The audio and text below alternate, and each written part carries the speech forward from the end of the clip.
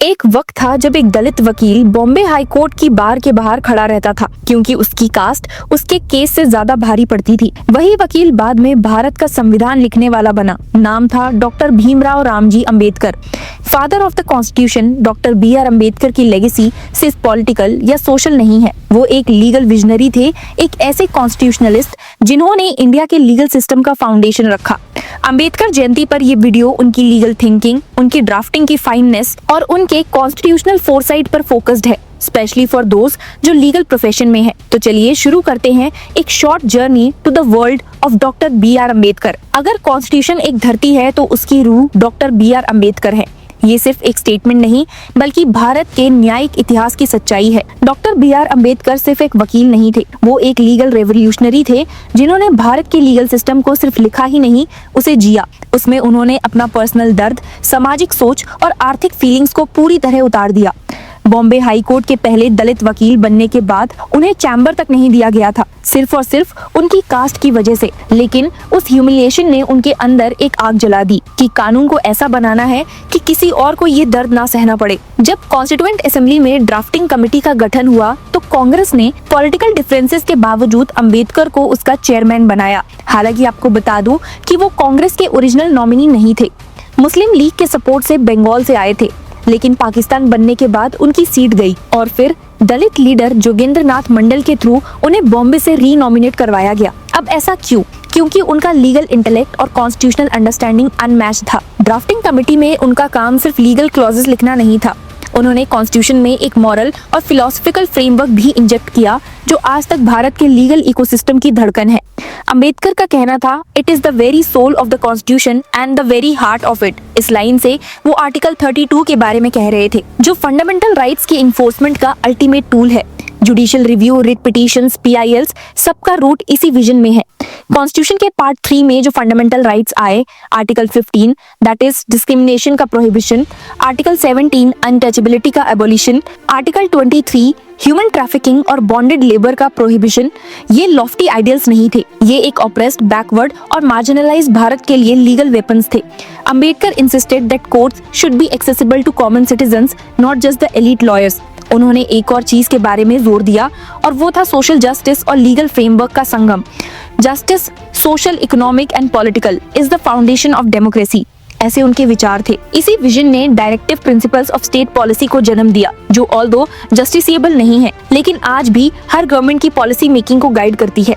इसी संगम का एक्सटेंशन था हिंदू कोड बिल, जो उन्होंने लॉ मिनिस्टर बनने के तुरंत बाद इंट्रोड्यूस किया। Equal inheritance for daughters, right to divorce, agriculture land पर वुमेन्स राइट्स, ये सब उस जमाने के लिए एक क्रांति था। ऑपोजिशन इतना ज्यादा था कि अंबेडकर ने रिजाइन तक कर दिया। उन्होंने कहा था, to leave inequality between man and women is to make a mockery of democracy. आपको जानकर बिल्कुल भी हैरानी नहीं होगी कि आज जो हिंदू मैरिज एक्ट 1955 और बाकी पर्सनल लॉज है, उनका सीधा संबंध उनके ड्राफ्ट से है। वो यूनिफॉर्म सिविल कोड के भी सपोर्टर थे, लेकिन उन्होंने एक स्ट्रैटेजिक कॉम्प्रोमाइज किया। मुस्लिम मेंबर्स के जबरदस्त विरोध के कारण आर्टिकल 44 को इन्फोर्सेबल राइट की जगह डायरेक्टिव प्रिंसिपल बना दिया गया। फिर भी उनका कहना था, the sooner we realise that religion is not law and should not be made law, the better for us. एक और छुपी हुई बात ये थी कि अंबेडकर ने कॉन्स्टिट्यूशन के फेडरल स्ट्रक्चर पर एक बोल्ड स्टांस लिया।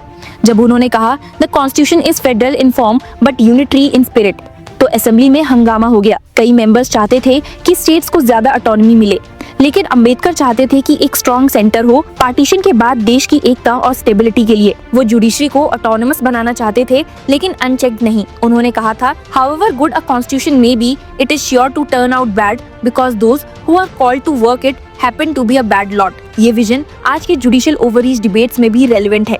जुडिशरी पावरफुल हो लेकिन अकाउंटेबल भी। अंबेडकर की ये फोरसाइट उनके लीगल मैच्योरिटी का सबूत है। लैंग्वेज डिबेट भी एक जोरदार इशू था। जब संस्कृत को राष्ट्रभाषा बनने की बात चली तो अंबेडकर ने अपोज किया। उनका कहना था, it will be a disaster to impose a language that is no longer spoken और अंडरस्टूड बाय द मासेस। आज भी लिंग्विस्टिक फेडरलिज्म पे कोर्ट केसेस होते हैं। अंबेडकर की ये क्लैरिटी उस वक्त विजनरी थी। उन्होंने इमरजेंसी पावर पर भी वार्निंग दी थी। आर्टिकल 356 के मिसयूज का अंदेशा उन्होंने पहले ही दे दिया था। और कहा था I hope the article will remain a dead letter. लेकिन आयरनी ये है कि आर्टिकल सबसे ज्यादा मिसयूज हुआ, स्पेशली ड्यूरिंग द इमरजेंसी और ऑपोजिशन लेड स्टेट गवर्नमेंट्स के डिसमिसल में। अंबेडकर ने सोशलिस्ट शब्द को भी अपोज किया था कॉन्स्टिट्यूशन में। उनका मानना था कि सोशलिज्म लॉ के थ्रू इवॉल्व हो, ना कि जबरदस्ती कॉन्स्टिट्यूशन में लिखा जाए। लेकिन फिर भी 1976 के 42 अमेंडमेंट से सोशलिस्ट जोड़ा गया, जो उनके असली विजन के खिलाफ था। कैपिटल पनिशमेंट पर उनका स्टांस भी नोटवर्दी है। दो उन्होंने कभी एक्सप्रेस नहीं किया, लेकिन उनका कहना था revenge has no place in justice.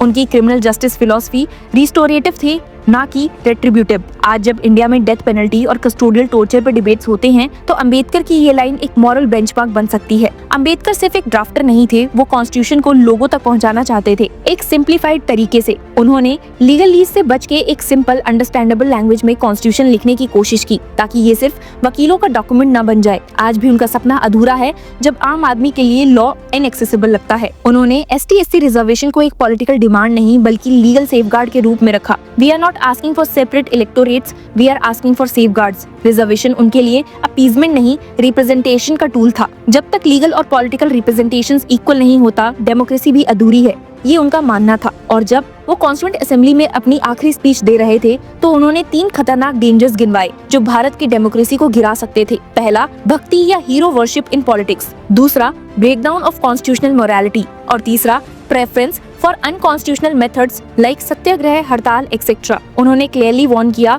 कि अगर रूल ऑफ लॉ अंडरमाइन हुआ, तो डेमोक्रेसी सिर्फ एक नाम की रह जाएगी। उन्होंने ये भी कहा था that if I find the constitution being misused, I shall be the first to burn it.